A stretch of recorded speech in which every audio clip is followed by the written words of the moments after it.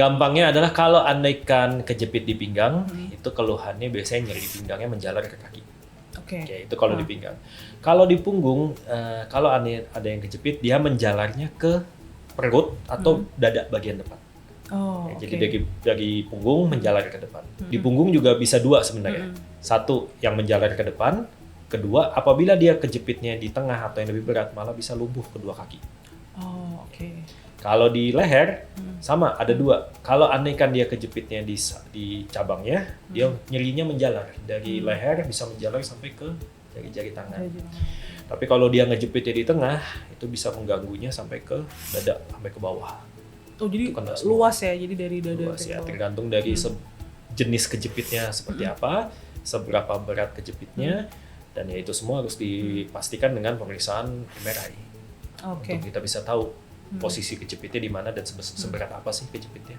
Ya, sedangkan yang menggerakkan tubuh kita ini kan semua di otak. Otak ada di kepala.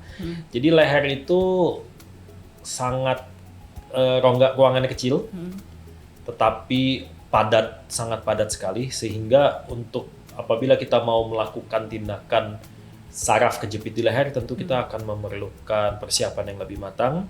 Di sini yang selalu kita laksanakan adalah apabila kita melakukan operasi saraf di leher, kita pasti akan minta pendampingan IOM atau IONM ya. IOM itu jadi singkatan dari Intraoperative Neuromonitoring. Dan itu saya akan kerjasama dengan dokter dari spesialis neurologi ya, yang akan ya mungkin saya bilangnya menemani saya lah, menjaga supaya saraf pasien itu tidak terluka atau tidak cedera akibat manipulasi pada saat kita melakukan operasi di leher. Oke, jadi dengan si IOM ini itu nanti dia akan membantu dokter saraf ngasih tahu ke dokter bedah sarafnya nih ya, gitu kayak dok yang sebelah sini jangan di apa-apain dulu, atau dok yang sebelah sini mungkin boleh tekanannya dikurangin atau apa gitu. Betul. Dok ya. Berarti dengan IOM ini jadinya jauh lebih aman ya dok ya berarti? Jauh sekali. Patient safety benar-benar jauh meningkat dengan adanya teknologi IOM ini.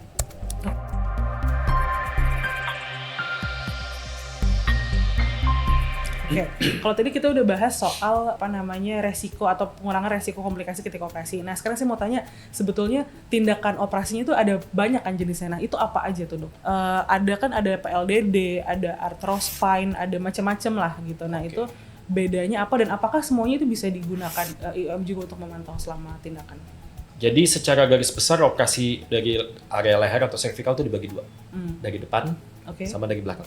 Ya, semuanya bisa dengan IOM, semuanya pasti bisa dengan IOM.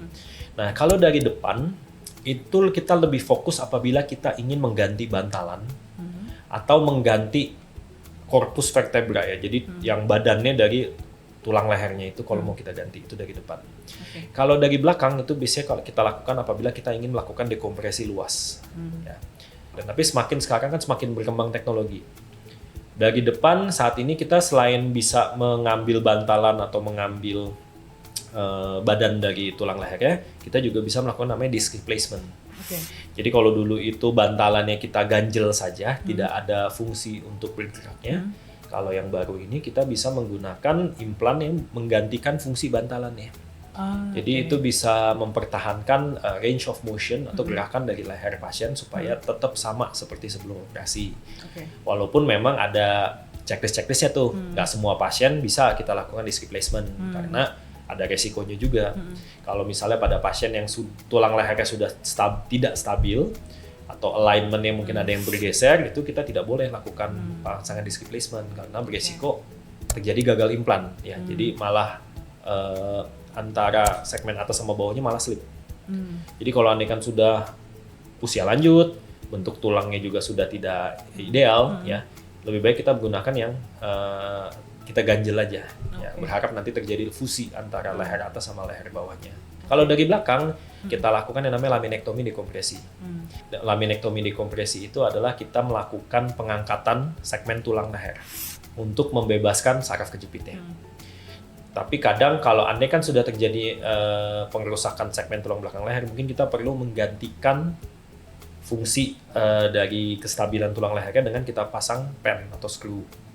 Ya, tapi yang biasanya bisa pedicle screw atau bisa juga lateral mass screw. Ya itu yang biasa orang-orang bilang dipasang pen lehernya. Ya.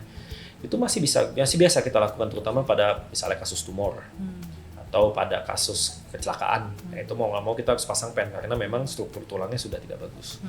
Tapi kalau andaikan saraf kejepitnya hanya segmental, memang sekarang yang terbaru adalah kita bisa menggunakan endoskopi. Sebenarnya operasi dengan spine endoskopi itu ada banyak namanya yang seperti tadi Mbak sebut ya, ada PSLD, ada BES, ada arthrospine. Ya, sebenarnya itu cuma beda alatnya aja.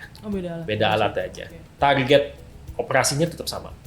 Yaitu kita melakukan dekompresi saraf dengan cara kita mengikis sedikit tulangnya sehingga kita memberikan ruangan tambahan pada saraf yang bercabang yang menuju ke arah tangan. Ya. Jadi kapan harus digunakan, kapan kita rencanakan operasi ya memang tergantung case by case ya. Case by case beda-beda.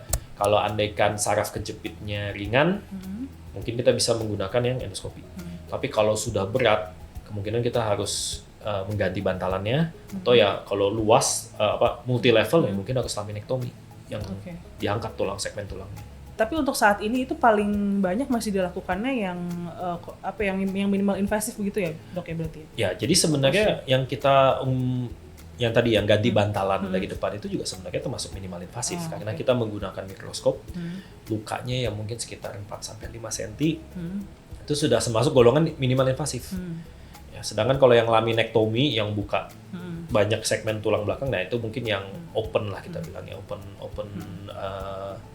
open operation ya. Kalau untuk pemulihannya sendiri, Dok, biasanya setelah operasi dilakukan itu akan ada immediate relief atau kayak langsung hilang tuh keluhannya atau butuh beberapa hari atau beberapa minggu setelah itu sih, Dok, biasanya? Tergantung keluhannya. Kalau nyeri itu biasanya paling cepat. Ya, kecuali kalau nyerinya udah tahunan ya, itu mungkin butuh waktu lama. Yang paling mudah hilang itu nyeri. Lalu berikutnya yang mungkin menyusul adalah kebas atau kesemutan. Tapi itu pun saya selalu bilang ke pasien, apalagi kalau ini kan dia keluhan kebasnya menetap ya, bukan pada posisi-posisi tertentu. Itu mungkin bisa butuh bulanan, mungkin bahkan sampai tahunan sampai benar-benar kebasnya membaik. Kenapa begitu? Karena kalau nyeri itu tanda positive sign kita bilangnya. Nyeri itu muncul karena sarafnya masih berfungsi dengan baik. Ya, nyeri itu kan tanda bahaya untuk tubuh kita. Sehingga apabila bahayanya kita hilangkan, nyerinya akan membaik. Kecuali kalau nyeri yang udah nyeri kronis ya. Kalau nyeri kronis itu sulit, kenapa? Karena nyerinya kemungkinan besar bukan dari saraf aja. Udah kena ke ototnya, udah kena ke sendinya, itu juga udah bisa menjadi generator nyeri. Kalau kebas atau kesemutan lah ringannya ya, itu negatif sign kita bilang. Keluhan ini muncul karena sarafnya sudah fungsinya sudah terganggu. Kebas itu kan artinya sensori yang dirasakan oleh kulit kita yang dihantarkan ke otak tidak 100% benar informasinya. Sehingga timbul rasa kebas. Dan itu butuh waktu untuk penyembuhan. Yang lebih berat lagi kalau sudah ada kelemahan. Jadi sudah ada kelemahan, sudah ada kelumpuhan, itu lebih lama lagi. Dan itu perlu fisioterapi dan kedisiplinan tinggi ya untuk bisa memperbaiki kemampuan motoriknya. Dan ada kemungkinan juga tidak bisa kembali sempurna 100% apabila kalau andai kan cederanya sudah cukup berat dan sudah lama dibiarkan.